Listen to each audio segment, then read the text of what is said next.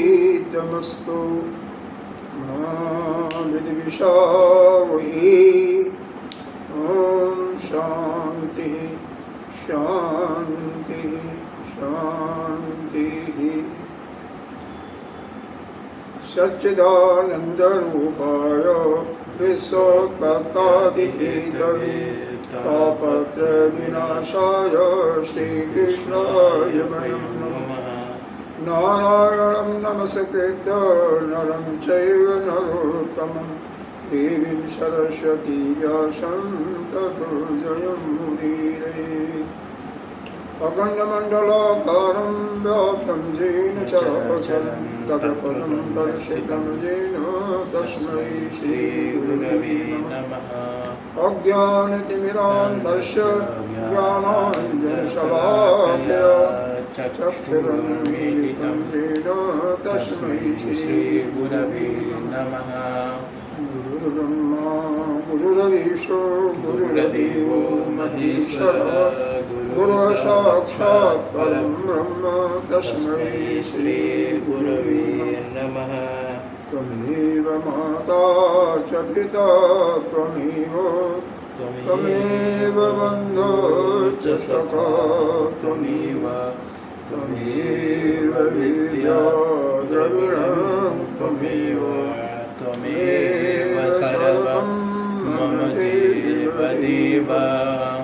गजाननं भूतगणाधीशेदं कपितजम्बो फलचारुभक्षणम् उमाशुतं शोकविनाशकारकं नमामि गणेश्वरपादपङ्कजम्। अनंत श्री विभूषित नित्य प्रातः स्मरणीय वंदनीय पूजनीय अर्चनीय 1008 श्री पंचायती महानिर्वाणी अखाड़ा के वरिष्ठ श्रोतीय वरिष्ठ महामंडलेश्वर एवं उत्तर प्रदेश सद समाज के अध्यक्ष श्री सदगुरुदेव भगवान के चरणों में कोटि कोटि नमन बंदन। ब्रह्मचारी श्री कृष्णचंद के अंतःकरण में विराजमान से परमात्मा को नमन करते हुए हम गीता जी का ध्यान करते हैं। ओम पार्थाय प्रतिबोधितां भगवता नारायणेन व्यासेन कथितां पुराणमुनिना मध्ये महाभारतम् अद्वैतामृतवर्षिणीं भगवतीम् अष्टादशाध्यायिनीम् अम्ब त्वामहंसन्दधामि भगवद्गीते भवद्वेषणीं नमोऽस्तु ते व्यासविशालबुद्धे पुल्लारविन्दहायतपत्रनीत येन त्वया भारततैलपूर्णः प्रज्वालितो ज्ञानमयः प्रदीपः प्रपन्नपारिजाताय भूतवेत्रैकपाणये ज्ञानमुद्राय कृष्णाय गीतामृतविहे नमः। वसुदेव सर्वोपनिषदो दुग्धो गोपालनन्दनं पार्थो वत्ससुरभोक्ता दुग्धं गीतामृतं महद। वसुदेवसुतं देवं कंसचारूढमर्दनं देवकी परमानन्दं कृष्णं वन्दे जगद्गुरु भीष्मद्रोणतटा जयद्रथजल गान्धारनीलोत्पलः शैलग्राहवती कृपेणघनी करणेन वेलाकुलः अश्वस्थामविकर्णघोरमकरा दुर्योधनावर्तनिः सोतीर्ण खलु पाण्डवैरणनदी कैवर्तकः केशवः पाराशर्यवचः सरोजममलं गीतार्थगन्धोत्कटं नानाख्यानककेसरं हरिकसम्बोधनाबोधितां लोके सज्जनषट्पदैर्हरः पीपीयमानं मुदा भूयाद्भारतपङ्कजं कलिमलं रध्वंसिना श्रेयसे मूकं करोति वाचालं पङ्गुं लङ्घयते गिरिं यत्कृपातमहं वन्दे परमानन्दमाधवम् गरुडेन्द्ररुद्रमरुतः स्तुवन्ति दिव्यैस्तवैः वेदैः साङ्गपदक्रमोपनिषदैः गायन्ति यं सामगः ध्यानावस्थिततद्गतेन मनसा पश्यन्ति यं योगिनो यस्यान्तं न विदुषुरासुरगणा देवाय तस्मै नमः देवाय तस्मै नमः। 20वें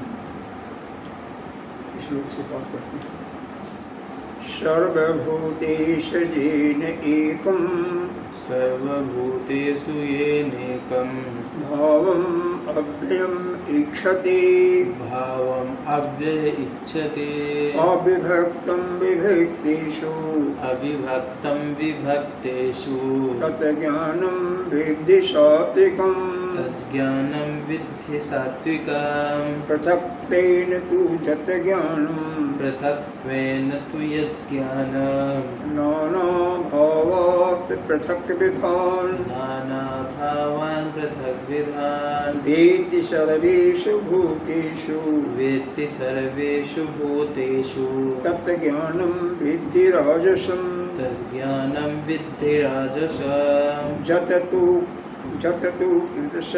कृतसनवत् यत्तु कृष्णवत् एक अस्मिन् कार्ये शक्तं हेतुकम् कार्ये सक्तैव हेतुकम् अदत्तार्थवत् अल्पं च अतत्त्वार्थं वदल्पं च तत्तामसमुदाहृतं तत्तामसमुदाहृतम् नियतं सङ्गरहितं नियतं सङ्गरहितः रागद्वेषतः कृतं रागद्वेषतः कृतम् अफलप्रेप्सुना कर्म अफलप्रेप्सुना कर्म जत तत् सात्विकम् उच्यते यत्तत् सात्विकमुच्यते जत तु कामेप्सुना कर्म यत्तु कामेप्सुना कर्म स अहङ्कारेण वा पुनः साहङ्कारेण वा पुनः क्रियते बहुलायासं तत् राजसम् उदाहृतम् तद्राज्यसमुदाहृतम् अनुबन्धं क्षयं हिंसाम् अनुबन्धं क्षयं हिंसाम् अनपेक्ष च पौरुषम् अनपेक्ष च पौरुषम् मोहात् आरभ्यते कर्म मोहादारभ्यते कर्म यत् तत् तामसम् उच्यते यत्तत्तामसमुच्यते मुक्तसङ्गो अहंवादी मुक्तसङ्गो नहंवादी धृत्युत्साहसम्मिलितः धृत्युत्साहसमन्विता सिद्ध असिद्धयो निर्विकारः सिद्ध्यसिद्धयो निर्विकारः कर्ता सात्विकः उच्यते कर्तः सात्विक उच्यते। भगवान ने 19वें श्लोक में यह प्रतिज्ञा किया था कि हे अर्जुन, हम तुम्हें कर्ता कर्म और ज्ञान, यानी ज्ञान, कर्म और कर्ता, इन तीनों को अलग अलग समझाता है। तीनों तीन तीन प्रकार के होते हैं। तो हम कर्ता के बारे में और कर्म के बारे में चिंतन कर रहे थे ज्ञान और कर्म के बारे में, कि ज्ञान 3 प्रकार का होता है, कर्म भी 3 प्रकार का होता है, और आज हम फिर अध्ययन करेंगे कर्ता भी 3 प्रकार का होता है। एक बार इसको सुन लें, ज्ञान कौन सा 3 प्रकार का होता है। तो जो सब में आत्मा को ही देखता है और सभी आत्माओं को अपने अंदर देखता है, या दूसरे शब्दों में यह कहें कि जो नाना प्रकार के दिखाई देते हैं व्यवहार में, सब में एक ही आत्मा को, अव्यक्तेषु एक ही आत्मा को देखता है, उसी को कहते हैं सात्विक। ऐसा ज्ञान जिसके द्वारा सभी के अंदर एक ही आत्मा, क्योंकि वह आत्मा एक ही है, वही ब्रह्म है, तो एक ही आत्मा दृष्टिगोचर होता है, वही ज्ञान जो है सात्विक ज्ञान है। लेकिन इसके विपरीत जहाँ पर द्वैत भाव आता है, नाना प्रकार के लोग हैं, तो उसमें अलग अलग आत्मा दिखाई देता है, तो ऐसा जो ज्ञान है उसको हम कहते हैं राजसिक ज्ञान। ये पीछे बताया गया। पृथक तेन तुजत ज्ञानम नाना भावे वेति सर्वेषु भूतेषु तत् ज्ञानम सिद्धि राजसम उच्यते। तो ऐसे ज्ञान को हम राजस ज्ञान कहते हैं। नाना प्रकार के जितने भी जीव हैं, सब में अलग अलग आत्मा, और सब में एक को देखा तो सात्विक ज्ञान हो। ये बहुत वैसे तो आसान है, लेकिन अब सब में एक आत्मा को देखना, अनुभव करना, ये थोड़ा सा मुश्किल है। यह नित्य प्रति अभ्यास करना पड़ेगा, थोड़ा सा धीरे धीरे करना पड़ेगा। जैसे 200 पाउंड का मान लो वेट उठाना, 200 पाउंड बहुत ज़्यादा हो जाता है, 100 पाउंड से हम लोगों को 100 पाउंड उठाना मुश्किल हो जाएगा, क्यों उठेगा? तो क्या होगा? 100 पाउंड मान लो 50 किलो का वेट उठा, तो पहले कभी नहीं उठा था, तो बहुत मुश्किल है। तो क्या करेंगे? थोड़ा थोड़ा जितनी अपनी सामर्थ्य है, 10 किलो का उठाया, 5 किलो का उठाया, धीरे धीरे 1-1 किलो का उठाते हुए बढ़ाते हुए कुछ समय के बाद ऐसा होगा कि हम 50 किलो का वेट उठा सकते हैं। लेकिन अभ्यास नित्य निरंतर करना पड़ेगा, और थोड़े थोड़े से जा करके हम नेक्स्ट में भी करेंगे। उसी प्रकार से अगर हम सभी के अंदर आत्मा को देखना है, तो पहले जो अपने नज़दीक रहने वाले हैं, अपने परिवार के लोग, आश्रम के लोग, उनमें एक आत्मा को देखना सकते हैं। अगर ऐसा संभव हो जाता है कि सभी के अंदर मैं ही हूँ और वह सभी मेरे अंदर ही हैं उनकी आत्मा, तो धीरे धीरे इसको बढ़ाइए, उस दायरा को बढ़ाते जाइए, और कॉलोनी में लाइए, कॉलोनी से तहसील में, तहसील से जिला में, और जिला से जिले, प्रदेश में, प्रदेश से फिर देश में, देश से फिर दूसरे, तीसरे, फिर पूरे सृष्टि में लाइए, धीरे धीरे। तो इसका अभ्यास जो है नित्य निरंतर और पूरे उत्साह के साथ रस लेते हुए जो करेगा, वही इसमें सक्षम होगा। वह उत्साह कि 2 दिन 4 दिन किया, बाद में छोड़ दिया, तो उससे यह साधना करती नहीं होगी। आगे राजस गुण के लिए ये दोनों हो गया, लेकिन जो तमस ज्ञान है उसके लिए क्या बताया कि कई काम हैं, और उसमें से एक काम में ही जिसकी बुद्धि आ सकती है, यद्यपि इसमें कुछ कोई खास प्रयोजन भी नहीं है, तत्व के अनुसार भी वह कुछ नहीं है, यही अतत्वार्थ है, और वह तुक्ष काम है, अल्प है, मतलब तुक्ष है, न तो कोई उसका उद्देश्य है, न तो कोई इसमें तत्व की प्राप्ति है, और वैसे भी तुक्ष है। ऐसा जो ज्ञान है उसको तामस मानते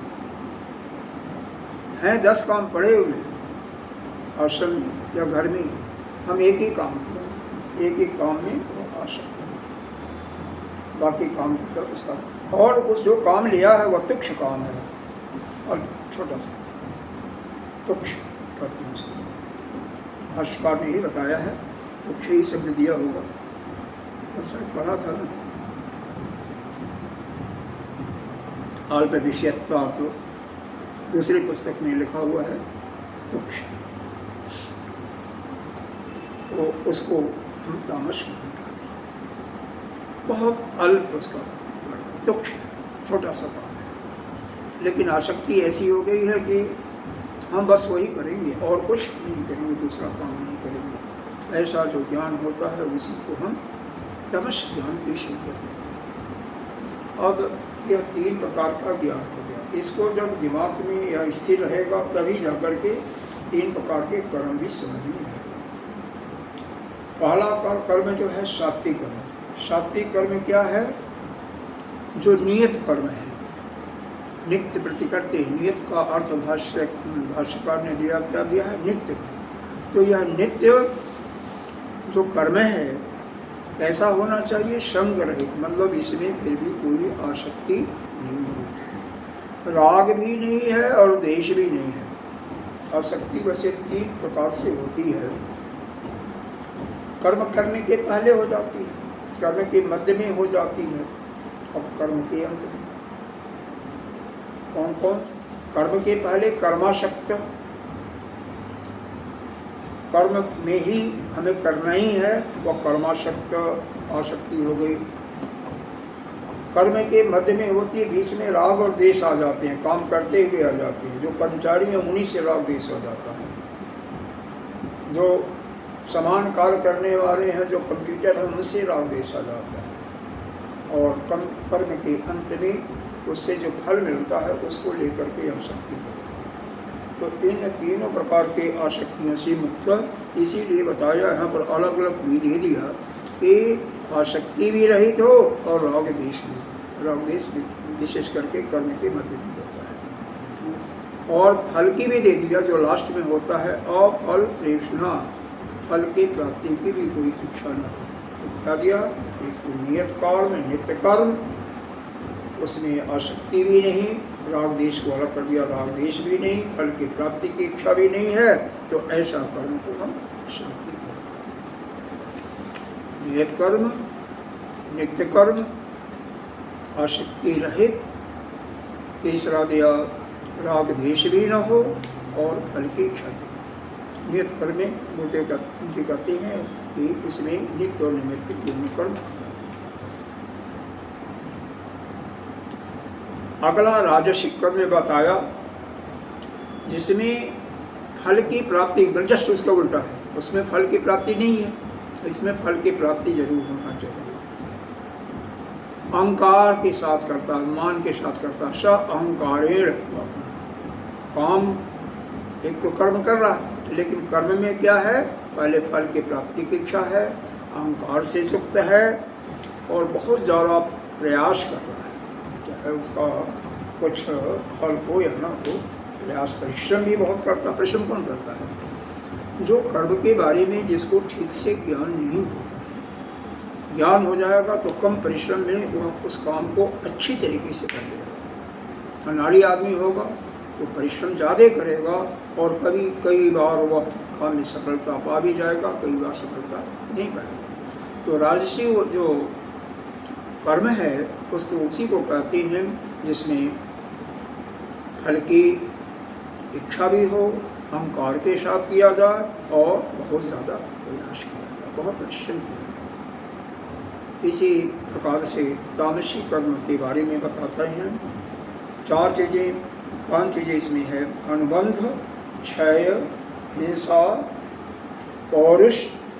अनुबंध, क्षय, हिंसा, पौरुष और मोह। जिस कार्य में यह 5 चीज़ें हों, अनुबंध का मतलब कार्य की समाप्ति, उस पर विचार नहीं किया, होगा नहीं होगा, कैसे होगा। क्षय, पैसे का खर्च, अर्थ का खर्च कितना होगा, कैसे होगा, उस पर भी नहीं विचार किया। कितने लोगों की जाने जाएंगे, उस पर भी विचार नहीं किया। और फिर और इस शक्ति का भी कितना लगेगा। तो मोहात का एक अर्थ भी अज्ञान भी होता है, अविद्या होता है, क्योंकि अविद्या से ही शोक और मोह होता है।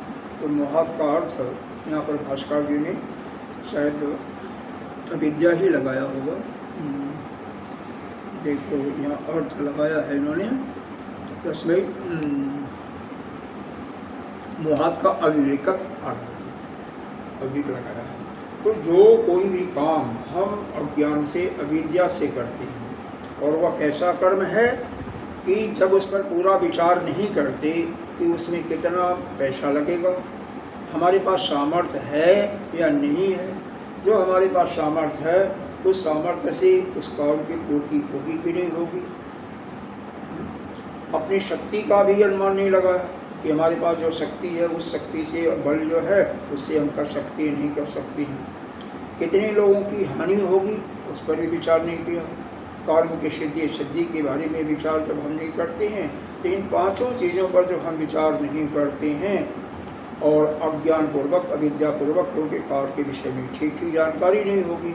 इसीलिए आजकल जो कर्म करते हैं ना, तो अगर कोई लोन भी लेना हो ना तो उसमें पहले एक आपसे अनुमानित प्रॉफिट और लॉस बताते हैं, कितना इसमें आपको प्राप्ति होगी, कितना आपको लाभ होगा। यह जो प्रोजेक्ट तभी संरक्षण करती है जो भी अधिकारी होंगे, चाहे कोई विभाग का हो या लोन देने वाला बैंकर हो, तो वह तभी संरक्षण करता है लोन जबकि पहले देख लेगा आपका प्रोजेक्शन किया हुआ है साल में कितना आपको लाभ। लोन कितना ले सकते हैं? वह आजकल तो लिमिट कोई नहीं है। ये लिमिट ये है कि जो आप काम करने जा रहे हो उसका कम से कम 20-25% पैसा आपके पास होना चाहिए और फिर बाकी पैसे धीरे धीरे इंस्टॉलमेंट में वो देते जाते हैं। लेकिन वह देखते हैं कि पहले तो आपकी योग्यता क्या है, आप जिस कर्म को करने जा रहे हो वह कर्म के लिए क्या आप योग्य हो। जैसे कोई टेक्निकल काम है तो आप क्या टेक्निकलिटी उस सब्जेक्ट के बारे में पूरा नॉलेज है, ज्ञान है कि नहीं है। अज्ञान है तो नहीं देंगे। नहीं, ज्ञान है तभी तो देंगे, ज्ञान नहीं है तो नहीं देंगे। उस काम करने में से फिर आपका प्रोजेक्शन देते हैं। वैसे तो आजकल यह चलता है, बस इसी से काम सारा होता है। तो प्रोजेक्शन में देखते हैं कि क्या लाभ हुआ, आपने कितने लाभ बनाए। मान लो 1 लाख महीने का लाभ निकाला, साल का 12 लाख निकाला, तो 12 लाख में से 4 लाख 5 लाख 6 लाख जमा कर सकते हो। पूरा तो नहीं जमा करोगे, सब खर्चे निकाल करके तो आपको सैंक्शन कर देंगे। और मान लो हैंड टू माउथ गया तो नहीं करेंगे। तो इस चीज़ को पहले से देखते हैं। बेशक जो वास्तविक लाभ होगा उससे कम भी हो, ज़्यादा भी हो सकता है, 0 भी हो सकता है। वास्तविकता पर कोई नहीं जाता सब, लेकिन वो कैलकुलेशन वगैरह पूरा चेक होता है। जो आप प्रोजेक्ट कर रहे हो उसके अनुसार जो एग्जिस्टिंग इंडस्ट्री होती है, जो वर्तमान में काम कर रही है, उसके लाभ को देखते हुए करते हैं। वहाँ से तुलनात्मक अध्ययन करके ये करते हैं। लेकिन आपने देखा होगा ना, कई लोग करोड़ों रुपया अरबों रुपये का लोन लेकर के भागे हैं। तो जिसका ऊपर कोई बैठा हुआ है, कोई मंत्री बैठा हुआ है, मुख्यमंत्री है या अन्य कोई है, कोई दबंग नेता है, तो उसके दबाव से भी हो जाता है। और वही जो है बाद में बैंकों को घोटाला करते हैं। फिर उन पे केस नहीं होता तो लोन लेके भाग जाते। क्यों नहीं होता तो है, लेकिन प्राप्ति कहाँ हो रही है। इतने हुए गए हैं मिलते ही नहीं होंगे। मिलते भी हैं, कुछ होता भी है। कई बार दूसरे देश से भी सब चलता है ना, क्योंकि हर एक देश का एडमिनिस्ट्रेटर दूसरे देश में होता है, तो उसके माध्यम से वहाँ का पूरा जो रूल रेगुलेशन है उसके तहत उसको पकड़वाया जाता है। सारा कुछ क्रियाएँ होती हैं, लेकिन प्रोसेस इतना लंबा होता है कि बस होते होते कई साल लग जाते हैं। तब तक वो मौज कर लेता है वो पैसा। अरे मान लो किसी का मुकदमा चला, कोई काम हो गया, कत्ल ही हो गया, तो उस मुकदमा में फाइनली कितने दिन लगते हैं। अरे कई बार तो आदमी जो दायर करता मुकदमा वो चला भी जाता है। ये छोड़ो, जब तक उसको ढूंढते हैं तब तक वो मौज कर लेता है। मौज कर लेता है, बस यही बात है। तो इसका कुछ नहीं, तो अनुबंध है इसमें यही समझो। और जब तक वो मिलता है तब तक वो मरने वाला हो जाता है। बस वही है, उसको कुछ फिर वही नहीं होता ना, अनुबंध है। काम की पूर्ति होगी नहीं होगी, अंतिम परिणाम क्या होगा काम का, उसके अर्थ के हानि के विषय में नहीं सोचा, क्या कितने लोगों की जान जाएगी हिंसा के रूप में नहीं सोचा, शक्ति का कितना खर्च होगा वो भी नहीं देखा, और बिना यह सब जो कि अज्ञानी है, विद्या से है, मोह से ग्रस्त है, तो बिना इन पर विचार किए हुए जो कर्म करता है उसी को हम तामस करते हैं। इसलिए पूरा पूरा विचार करना चाहिए। अब आगे जो है यहाँ पर यह बता रहे हैं 26, 27, 28 तीन श्लोकों में कि ज्ञान बता दिया, कर्म बता दिया। अब कर्ता तीन प्रकार के होते हैं, ये भी प्रतिज्ञा थी। तो कर्ता कौन कौन होते हैं, तो सात्विक कर्ता, राजसिक कर्ता और तामसिक कर्ता, तीनों को एक एक श्लोक को बताया। तो 26वें श्लोक पढ़ते हैं जो सात्विक कर्ता को बताया। यहाँ तक हम लोगों ने कल चिंतन किया। मुक्त शंको अनहंवादी, मुक्त संगो नहम भादी, धृति उत्साह समन्वितः, धृत्युत्साह समन्विता, सिद्ध असिद्धयो निर्विकारो, सिद्ध सिद्धयो निर्विकारो, कर्ता सात्विकम उच्यते। कर्तः सात्विक उच्यते। मतलब पहला बताया मुक्त संगो, किसी प्रकार की उस कर्म में कोई आसक्ति नहीं है, जिसको जो कर्म कर रहा है उसमें कोई आसक्ति नहीं है, असंग है। अनहमवादी, अहंकार भी नहीं, अभिमान नहीं है, न तो कोई अभिमान है कि हम यह काम करूँगा, और न उस काम से कोई अटैचमेंट है, कोई आसक्ति है। और पूरे कार्य को धृति और उत्साह के साथ, धृति कहते हैं धारण करने की शक्ति को, तो उत्साह, तो जो शुरू में उत्साह बना उस काम को करने का, उसको अंत तक वो उत्साह बनाए रखना, उसी को धृति कहते हैं। तो पूरे साहस भी ले सकते हैं, साहस और उत्साह के साथ पूरे कर्म को करते हैं। जो ऐसा करता है कि प्रारंभ से लेकर के अंत तक पूरे साहस, उत्साह और धृति मतलब धैर्य के साथ, उसमें धैर्य का मतलब क्या होता है, किसी शक्ति को जो धारण करते हैं उसी को धैर्य कहते हैं। तो मतलब जो आपने निश्चय कर लिया क्या करना है, उसके उत्साह में जो शक्ति होती है ना, उसको कम नहीं करने देती, पूरा उत्साह बनाया रखता है, वह धृति जो साहस है आपका बना रखता है। तो ऐसा जो है, और एक और दिया सिद्धि असिद्धि, कर्म का परिणाम सिद्ध हो जाएगा, जो हम चाहते हैं वह पूर्ण हो जाएगा या नहीं पूरा होगा।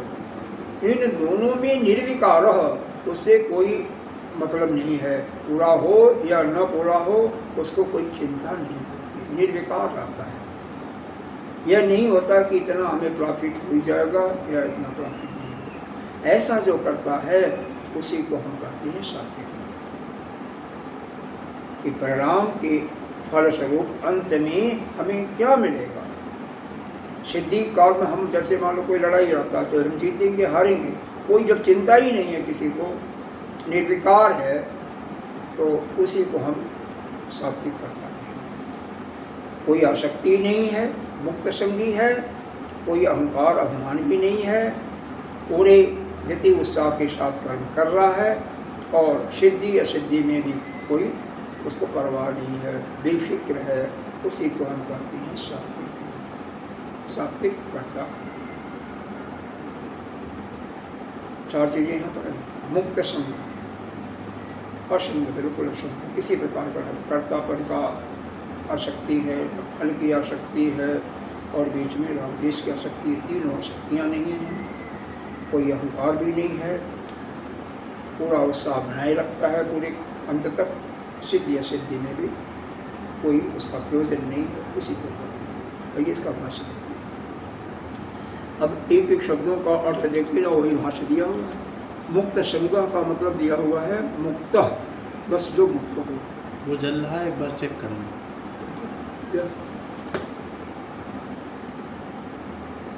चल रहा ये शुरू हो जाता है तो ऐसे नहीं होता। ये अगर नहीं चला है तो उस दिन वीडियो खराब हो सकती है ना, नहीं ठीक, अच्छा। हमें कभी कभी संशय मुक्त होता मुक्त, बिल्कुल किसी से कोई मुक्त नहीं है, हमेशा आसक्ति है ही नहीं, पूर्ण रूप से आसक्ति का त्याग।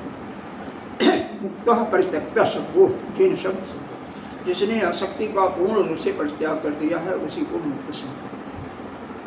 अनहमवादी का अर्थ दिया न अहम बदनशीलो, मतलब जो निरहंकारी है, अहंकार है ही नहीं है, मैं करता हूँ ऐसा भाव ही नहीं आता है, जिसके अंदर कर्तापन का कोई भाव नहीं है उसी को अनहमवादी कहते हैं। धृत उत्साह समा नित्यम का मतलब बताया धृति धारणम, यानी उत्साह उद्यमम ताभ्याम सम्मिलितः संयुक्तो धृत उत्साह समन्वितः, जो कि उसकी धारणा शक्ति, धृति का मतलब धारण करने की शक्ति, धारणा शक्ति और उत्साह यानी प्रयत्न, दोनों से वह संयुक्त है, दोनों से पूरा है, यानी धारण शक्ति भी इसकी है और पूरा उत्साह भी बना हुआ है पूरी कर्म के अंत तक। और असिद्ध सिद्धि असिद्ध फल असिद्ध असिद्ध च सिद्ध असिद्ध, इसका दिया कि कार्य चाहे पूर्ण हो, सिद्ध हो या न हो, निर्विकार का केवलम शास्त्र प्रमाण युक्तो न फल राग आदिना जस निर्विकार उच्यते, जो केवल शास्त्र प्रमाण में ही कर्म में प्रयुक्त होता है, फल या आसक्ति उसमें नहीं होती है, न फल की आसक्ति होती है न कर्म में आसक्ति होती है, उसी को हम कहते हैं निर्विकार। कोई मतलब ही नहीं है हमारा कर्म पूरा होगा नहीं होगा, बिल्कुल हाँ कर्म करना हमारा या शास्त्र की आज्ञा है, गुरु की आज्ञा है, तो कर्म को पूरे ईमानदारी और उत्साह के साथ करता रहेगा, बिना किसी आसक्ति के, बिना अहंकार के करता रहेगा, उसी को हम कहते हैं सात्विक भक्ता। न तो किसी प्रकार की आसक्ति है न किसी प्रकार का अहंकार है, उसका धृति और उत्साह अंत तक बना हुआ है, सिद्ध और असिद्धि में कोई उसको फर्क नहीं पड़ने वाला, किसी प्रकार की कोई चिंता नहीं है कि कार्य का सिद्धि होगा, कार्य पूर्ण होगा या नहीं होगा, उसका सिर्फ एक ही ध्येय होता है कि कार्य पूरे उत्साह और धृति के साथ अंत तक करते रहना, क्योंकि ये शास्त्र की आज्ञा समझ करके उस कार्य को पूरी ईमानदारी और परिश्रम से करता रहता है। सिद्धि असिद्धि में बिल्कुल उसकी परे है, उसको हम कहते हैं सात्विक। अब यहाँ पर अगर कंपेरिजन करें ना, टेबल बनाया जाए तो सात्विक ज्ञान क्या है, सात्विक कर्म क्या है और सात्विक कर्म क्या है। अब इसके बाद अब इसी का उल्टा हो जाएगा मोटा मोटा, राजसिक यहाँ पर बताया 27वें श्लोक में इसका वर्णन किया हुआ है। रागी कर्म फल प्रेप्सु, रागे कर्म फल प्रेप्सुर, लब्धो हिंसात्मको असुचिः, लब्धो हिंसात्मको शुचिः, ये लुब्ध हर्ष शोकान्विता कर्ता, हर्ष शोकान्वितः कर्ता, हर्ष शोकान्वितः कर्ता, राजसः परिकीर्तितः, राजसा परिकीर्तिता, मतलब उसके अंदर रागी है, कार्य करते समय कार्य से आसक्त हो जाता है तो रागी है। कर्म फल प्रेप्सु, कर्म फल की इच्छा है कि कर्म में कितना लाभ मिलेगा, उसके ऊपर लालच रहता है। ये तो दुनिया रहती है कि भाई कोई भी, हम यहाँ तक के लोग सत्संग में सुनने आने के पहले सोचते हैं उससे हमें क्या लाभ है। प्रारंभिक जो किसी को कही तो सोचते हैं वहाँ पर हमें क्या मिलेगा। लुब्धो, लुब्धा कर दिया परद्रव्येश, दूसरे का जो धन है ना, दूसरे का धन है, संजात तीसरा है, उसमें तीसरा रखने वाला कि दूसरे का धन है। लुब्धो लालची कह सकते हैं, हिंसात्मक, हिंसा करने वाला, कष्ट देने वाला, दूसरों को कष्ट देने वाला, असुचि, अपवित्र, अपवित्र जो है, पवित्र नहीं है, अपवित्र मतलब जिसके अंतःकरण में राम कृष्ण वो ये सोचो। हर्ष शोकान्विता, कार्य सफल हो गया तो खुशी, तो पूरा अपना पार्टी इत्यादि करने के मतलब एक प्रकार से काफ़ी प्रफुल्लित हो जाना, और काम में कहीं नुकसान हो गया तो दुखी हो जाना, एक प्रकार से सुखी और दुखी होने वाला। आजकल के लोग ऐसे ही हैं, कभी सुखी होते हैं कभी दुखी होते हैं। ऐसा जो करता है परिकीर्तता माने कहा जाता है, राजस माने राजस, ऐसा करता राजस करता के नाम से कहा। क्या क्या है? जिसमें रागी है यानी जिसके अंदर आसक्ति है। तो पहला चीज बताया जो आसक्ति से जो, आसक्ति का मतलब यह है कि जैसे कोई किसी व्यक्ति में आसक्त हो गया, चाहे वह स्त्री है चाहे पुरुष है, तो उसी का बारंबार चिंतन करेगा, ध्यान भी उसी का करेगा, दिन में कम से कम 1 बार 2 बार 4 बार बात भी करेगा, मतलब उसी का चिंतन, उसको कहते हैं थेरापी। और हमेशा वो फल की ही बात करेगा कि कर्म में क्या फल मिलेगा। लालची, दूसरों के धन के लालची, दूसरों के धन को हड़पना, ऐसा तीसरा, मतलब उसके अंदर एक प्यास, तीसरा का मतलब प्यास होता है कि दूसरे का धन किस प्रकार से मिलेगा। हिंसात्मक, दूसरे को चोट पहुंचाने वाला, हिंसा पहुंचाने वाला, दुख देने वाला, अपवित्र। इस असुचि का परिभाषा इसमें दिया है योग दर्शन में, इसमें 5 चीजें बताया। असुचि कौन है उन्होंने बताया, साधन पाद में एक श्लोक है, 7वां अध्याय वैसे कुछ होगा कि अस्थानात, पहला दिया अस्थान से, दूसरा दिया बीजानात, बीज से। अब देखो एक एक को देखते जाओ। अस्थान से का मतलब जहाँ पर यह बालक पैदा होता है ना, जो गर्भ में होता है, कोई भी जीव, पुरुष मतलब मनुष्य नहीं, पक्षी ले लो, पक्षी का बच्चा अंडा में, या पशु का, सभी के लिए वह पहले जहाँ रहता है वहाँ पर गंदगी है।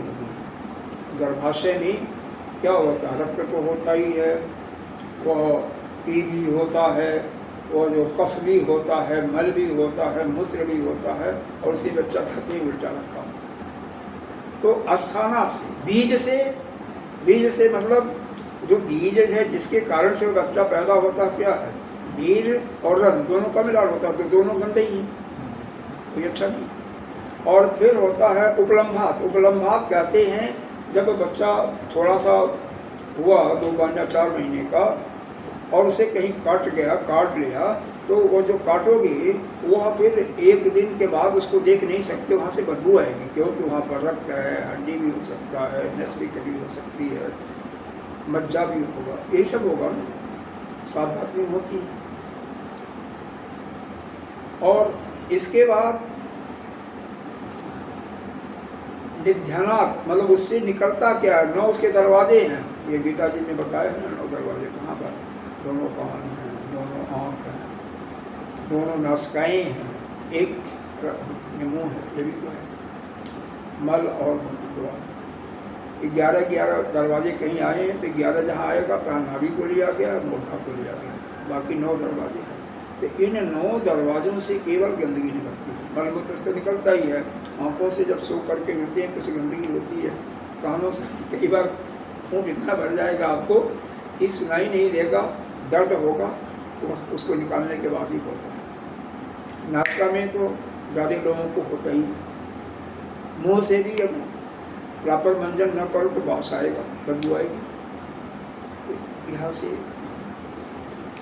अपवित्र ही है जी। और अंतिम आता निधनात्, मरता है तो दूसरे दिन ही 24 घंटे के बाद ही 48 घंटे के बाद क्या होता है, उसमें कीड़े पड़ना शुरू हो जाते हैं।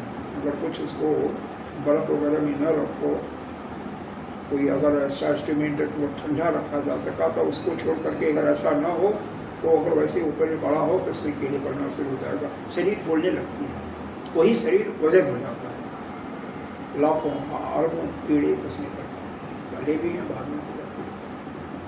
तो इस प्रकार से 5 प्रकार से यह जीव जो है अपवित्र है। तो वही यहाँ पर बताए हैं, असुचित अपवित्र है।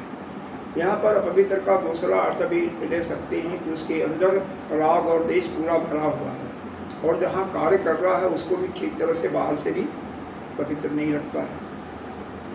हर्ष शोकान्वित हमेशा सुखी और दुखी होने वाला है, ऐसा जो करता है ऐसे करते को हम राजस करता कहते हैं, परिकीर्तदा मालव कहा जाता है। भाष्य में एक एक शब्द का वही अर्थ दिया कि रागी का मतलब राग अस्तित्व रागो, मतलब जिसके अंदर राग है, प्रेम है, इसका मतलब अर्थ होता आसक्ति है, उसी को हम रागी कहते हैं।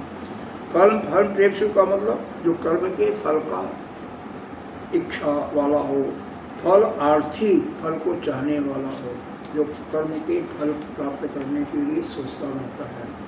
लुब्ध का मतलब पर द्रव्येश, दूसरे के धन का संजात तृष्णा, उसमें संयुक्त होकर के वह तृष्णा आना उसके अंदर। तीर्थादौ स्वद्रव्य परित्यागी, अच्छा और देखो तीर्थ आदि में अपने द्रव्य को, अपने पैसे को खर्च करने वाला नहीं है, परित्यागी, त्यागी नहीं है, परित्यागी नहीं, अपना पैसा नहीं खर्च, दूसरे के खर्चे पर हम जा सकते हैं, अपने खर्चे पर नहीं। हिंसात्मक का अर्थ दिया, अरे बहुत से होते हैं भैया। कहाँ पर हम लोग जा रहे थे तो एक ने कहा चल तो सकते हैं, लेकिन ऐसा है कि हमारे पास कुछ है नहीं, वो सब सारा आपको वहन करना पड़ेगा। है नहीं तो अलग की बात है, हाँ? है नहीं तो अलग की बात है, और ना खर्च करें वो सब होता है भाई, कहते हैं नहीं है लेकिन आपसे ज़्यादा धनी होते हैं, ऐसे लोग ज़्यादा वो ही होते हैं। पर पीड़ा स्वभाव, दूसरे को चोट पहुँचाना, दूसरे को कष्ट देना। असुचि का अर्थ यह दिया बाह्यांत शौच वर्जित हो, यहाँ पर बाहर का ही शौच का दिया, पवित्रता का दिया, बाहर से पवित्र नहीं है। हर्ष शोकान्वितों का इष्ट प्राप्त हो, हर्ष अनिष्ट प्राप्त हो, जो अच्छा हो जाए, परिणाम अच्छा हो जाए तो खुशी हो जाए, और बुरा हो जाए तो दुखी हो जाए। ताभ्याम हर्ष शोकाभ्याम अनित संयुक्त तस्व च कर्मेण संपत्ति विपत्तौ हर्ष शोको स्थानम ताभ्याम संयुक्तो जह। तो मतलब ऐसा है, कोई संपत्ति मिल गई, उसी जैसे लाठी का टिकट किसी काम में। एक कोई महात्मा बता रहे थे कि एक ने कहा महात्मा जी से ही कि महात्मा जी लॉटरी निकला है, आप मेरे नाम पर भी ले लीजिए टिकट, अपने नाम पर, मेरे नाम पर भी ले लीजिए। पैसा भी दिया, ऐसी बात नहीं है, लेकिन उसका जाने आने का खर्चा तो बचा ना, बचा कि नहीं बचा। मान लो 1 रुपये का या 5 रुपये की 10 रुपये की लॉटरी है, या वो तो दिया, आने जाने का खर्चा भी तो होता है, तो वो नहीं दिया, और उसको $1000 का निकल गया, तो वो उसको कोई अपेक्षा नहीं था, वो तो अनमने ढंग से कहा था, तो बहुत खुशी होगा कि नहीं होगा। भाई जहाँ पर खुशी क्या होती है, अनएक्सपेक्टेड कोई चीज़ मिल जाता है, आपको कोई एक्सपेक्टेशन नहीं है, कोई इच्छा नहीं है कि आपको कुछ मन में ऐसा नहीं है कि अमुक फल हमें मिलेगा, और वो फल मिल गया तो खुशी होती है। तो इस प्रकार से खुशी होना, तो ऐसा जो कर्म हो, अरे कर्ता होता है, उसको राजस कर्ता कहते हैं, राजसी कर्ता कहते हैं। पहला आसक्ति हो जिसके अंदर, दूसरा कर्म फल की इच्छा हो, तीसरा दूसरे के धन का लालची हो, तीसरा उसके अंदर हो, चौथा दूसरों को कष्ट पहुंचाने वाला, पांचवा अपवित्र हो बाहर से, और छठा हर्ष, कभी सुखी कभी दुखी होने वाला। तो ऐसा जो करता है उसको हम राजसी कर्ता कहते हैं।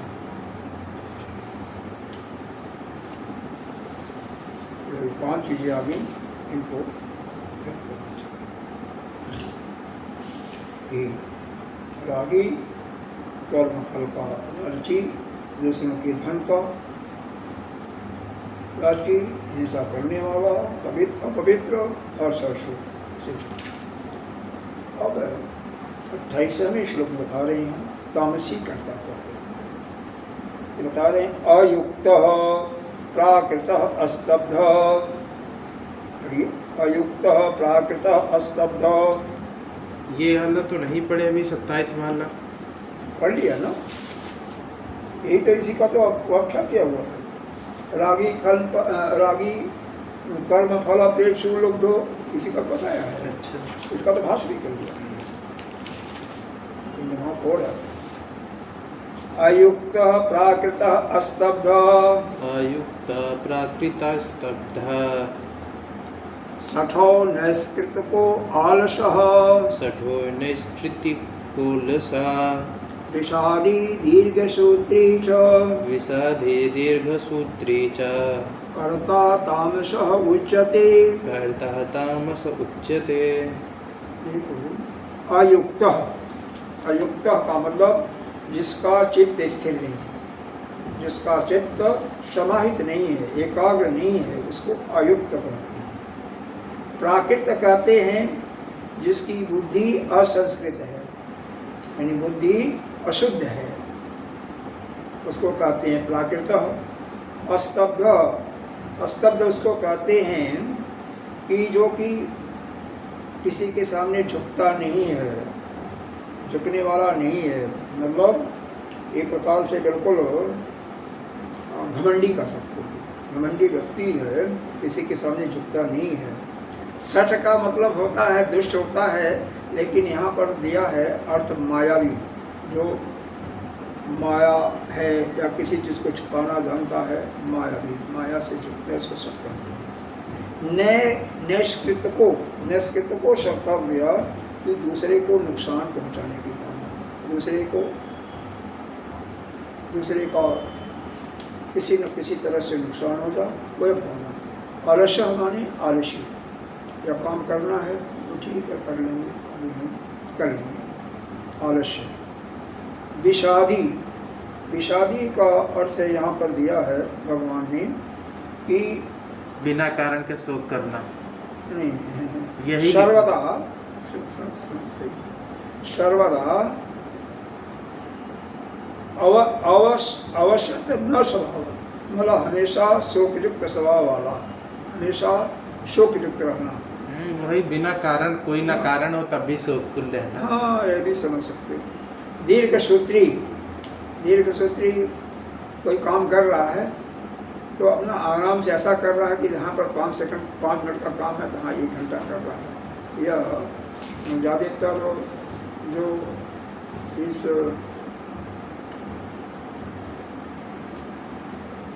इन कामों में लगे होते हैं, जो दिहाड़ी पर काम करते हैं या बिल्डिंग बनाने में, ठेकेदार वाला नहीं, ठेकेदार वाले में तो फटाफट करते हैं। और जो वैसे होते हैं, अगर तम्बाकू बनाएंगे ना तो तम्बाकू जरूर खाएंगे, 4 बार 8 बार दिन में तम्बाकू बनाएंगे, तो तम्बाकू बनाएंगे तो 5 मिनट के बजाय वो आधा घंटा 20 मिनट तम्बाकू बनाएंगे।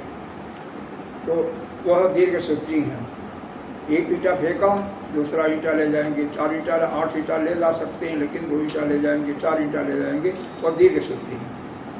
काम को, अवधि को बढ़ाना, जो काम कम समय में हो सकता है उसमें ज़्यादा समय लगाना, उसको दीर्घसूत्री कहते हैं। च कर्ता तामस उच्यते। तो इस प्रकार से यहाँ पर 7-8 चीज़ें बताया। इन 8 गुण जिसके अंदर हैं वह क्या है? तामस करता, तामसी करता। क्या? पहला तो अयुक्त है, जो चंचल स्वभाव वाला है, जिसका चित्त स्थिर नहीं है, अयुक्त। दूसरा बताया प्राकृत, प्राकृत का मतलब जो जिसकी बुद्धि असंस्कृत है। तीसरा अस्तब्ध, जो किसी के सामने झुकता नहीं है, यानी क्या कहोगे इसको, जो किसी के सामने नहीं, उधर वो तो बढ़िया। हाँ, भगवान और गुरु के सामने किसी के सामने झुकना भी नहीं चाहिए। भगवान भास्कर जी के बताया दंडवत न नमति, कभी भी वह नमता नहीं है। और 60 दुष्ट कहते हैं, मतलब मायावी, नैष्कृत को दूसरे को हमेशा हानि पहुंचाने की भावना। आलसी, आलस का मतलब आलसी होता है। विषादी, बिना मतलब के शोक करना, हमेशा शोक में ग्रस्त रहना। दीर्घसूत्री, किसी काम को के अवधि को बढ़ाना। तो यह जो 8 गुण जिसके अंदर होते हैं उसको तामसी कर्ता कहते हैं। अब देखो इसका भाष्यकार ने क्या अर्थ किया। अयुक्त का अर्थ वही असमाहित, मतलब जिसका चित्त समाहित नहीं है। प्राकृत का मतलब अत्यंत असंस्कृत बुद्धि बालसम, जिसकी बुद्धि बिल्कुल असंस्कृत यानी बालक के समान जिसका बुद्धि है, इसी को कहते हैं प्राकृत। कुछ लोग कहते हैं जो पढ़ा लिखा नहीं है, बिल्कुल जानता ही नहीं कुछ, अज्ञानी। अज्ञानी तो वैसे भी, लेकिन ज्ञानी ज्ञान में भी 2 होता है ना, एक पराविद्या, अपराविद्या। अपराविद्या भी कुछ नहीं है, पढ़ा लिखा नहीं, उसको भी कहते हैं। लेकिन यहाँ पर भाष्यकार ने क्या दिया, अत्यंत असंस्कृत बुद्धि बाल समान, बालक के समान उसकी बुद्धि है, बिल्कुल असभ्य है। अस्तब्ध का मतलब खड़ा है, झुकना जानता है, न नमति दंडा के समान खड़ा है। सठ का मतलब मायावी, दुष्ट होता है ना। शक्ति मोहनकारी, मतलब अपने सामर्थ्य को गुप्त रखने वाला, यानी कपटी भी कह सकते। नैष्कृता का अर्थ दिया परिवृत्ति छेदन परह, मतलब दूसरों के वृत्ति का छेदन करना, दूसरे के वृत्ति को नुकसान पहुंचाना, उसको कहते हैं नैष्कृत। अलस का मतलब अप्रतिशील, कर्तव्य शुभ कार्यों में आलस्य करना। विषादी सर्वदा अवसन्न स्वभाव, हमेशा शोकयुक्त स्वभाव वाला। दीर्घसूत्री कर्तव्यानां दीर्घसारो जद अद्य सो वा कर्तव्य यदि मासेन अपि न करोति ज स एवं भूतः, मतलब जो कर्तव्य को काम को करने में बहुत लंबा समय लेता है, जो आज करना चाहिए, समाप्त होना चाहिए, आज नहीं करेगा कल तक वो समाप्त करेगा, हो सकता कल भी न कर पावे, महीना भर लगा दे, ऐसा जो करता है, ऐसे करते को हम तामस करता। तो यहाँ पर 8 चीज़ें आई हैं। अयुक्त, प्राकृत, अयुक्त का मतलब समाहित जिसका नहीं है, चित्त जिसका एकाग्र नहीं है।